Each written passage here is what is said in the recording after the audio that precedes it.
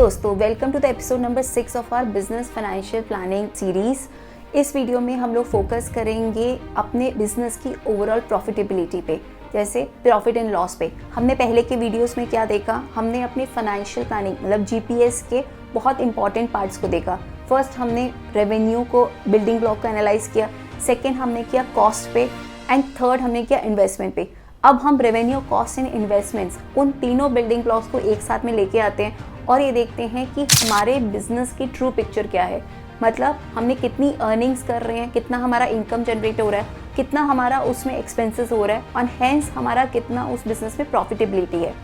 एक profit and loss statement की planning बहुत इंपॉर्टेंट है, क्योंकि वो हमें ये दिखाता है कि हमारा बिजनेस एक्चुअल में वैल्यू एडिशन कर रहा है या नहीं कर रहा है। हमारे face cream and digital marketing agencies के एग्जांपल्स के साथ हम इस वीडियो में स्टेप बाय स्टेप अपने प्रॉपर बिजनेस की हम लोग प्रॉफिट एंड लॉस प्लानिंग को सीखेंगे और हम लोग अंडरस्टैंड करेंगे कि हम लोगों की ट्रू प्रॉफिटेबिलिटी बिजनेस में कैसी है, एकदम एग्जांपल्स के साथ, स्टेप बाय स्टेप फॉर्मूलाज और कैलकुलेशन के साथ। तो मेरे साथ बने रहिए और प्रॉफिट एंड लॉस स्टेटमेंट की पूरी प्लानिंग सीखिए। प्रॉफिट एंड लॉस का मतलब क्या होता है? प्रॉफिट या लॉस मतलब सिंपल लैंग्वेज में अगर बात करें तो revenue minus cost is equal to profit, और उसमें हमें पूरे revenue from all sources consider करने होते हैं, cost all nature of cost consider होती है।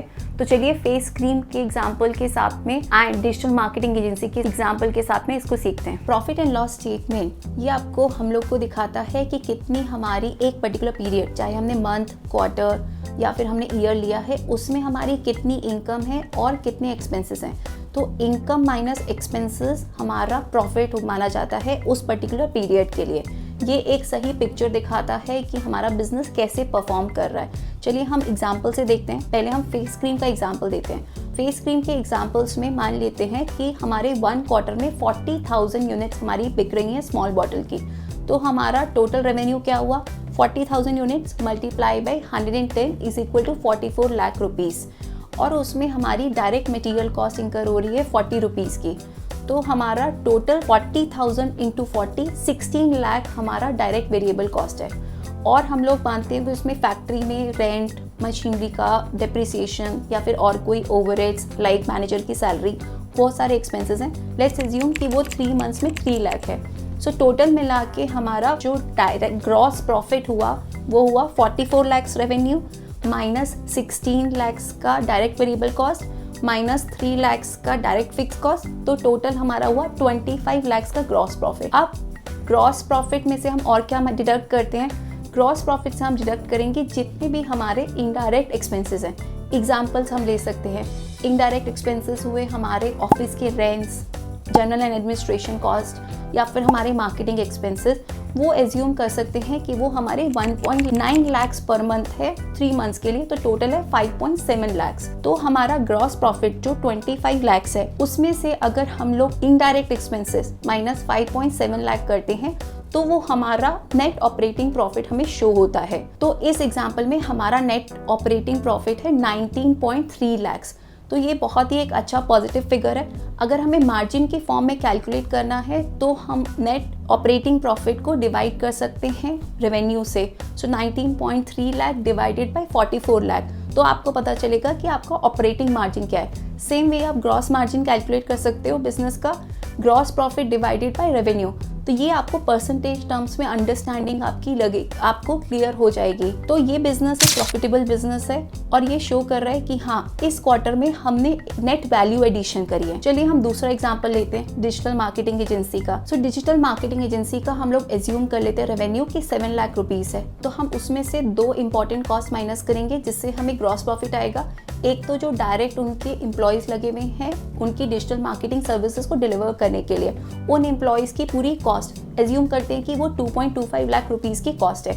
उसके अलावा और भी ज़्यादा एक्सपेंसेस लाइक फॉर एग्जांपल उन्होंने कोई सॉफ्टवेयर लिया या सब्सक्रिप्शंस लिए जो उनको डायरेक्ट सर्विसेज प्रोवाइड करने में हेल्प कर रहा है, वो एक्सपेंसेस भी माइनस किए जाते हैं। तो एज्यूम करते हैं वो एक्सपेंसेस है 1.5 लाख रुपीज़। तो 7 लाख में से ये direct labour cost and direct fix expenses ये दोनों माइनस करके हमें ग्रॉस प्रॉफिट का कैलकुलेशन आता है। तो हमारा ग्रॉस प्रॉफिट क्या हुआ? 7 lakh minus 2.25 lakh minus 1.5 lakh equal to 3.25 lakh. उसमें से अगर हम इनडायरेक्ट एक्सपेंसेस जैसे sales, office expenses, marketing expenses, वो सारे हम माइनस करें, एज्यूम करते हैं कि वो एक्सपेंसेस है 4.5 लाख रुपीज़ पूरे क्वार्टर के लिए, तो इस केस में हमारा ग्रॉस प्रॉफिट तो है सिर्फ 3.25 लाख रुपीज़, बट हमारे इनडायरेक्ट एक्सपेंसेस सारे हैं हमारे 4.5 लाख रुपये।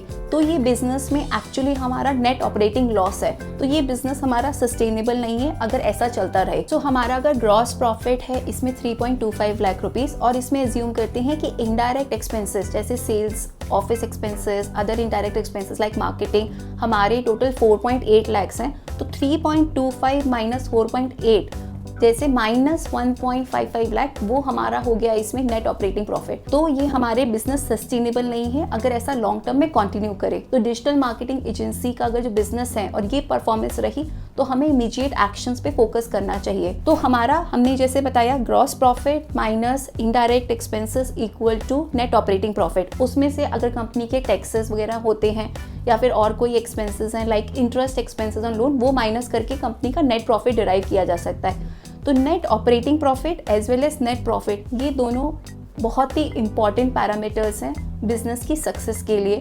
तो आपको अपनी कंपनी की पूरी फाइनेंशियल प्लानिंग में ये प्रॉफिट एंड लॉस का प्लानिंग और gross margin, gross profit, net margin, net profit, उनके नंबर्स की अंडरस्टैंडिंग और कैलकुलेशन जरूर करनी चाहिए। तो दोस्तों आपने ये कैलकुलेट किया, आपको ये पता चला कि आपने कितना पैसा कमाया, आपने कितने पैसे एक्सपेंसेस किए और आपको नेट आपकी बिजनेस की प्रॉफिटेबिलिटी क्या है। बट आपको ये पता है कि सिर्फ नेट प्रॉफिट डजंट मीन कि आपका उतना ही बैंक में भी पैसा है।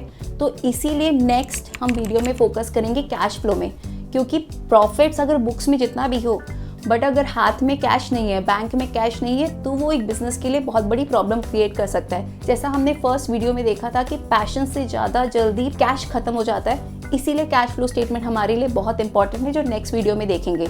आप इस वीडियो को अपने फ्रेंड्स के साथ में और एंटरप्रेन्योर्स के साथ में ज़रूर शेयर करिए।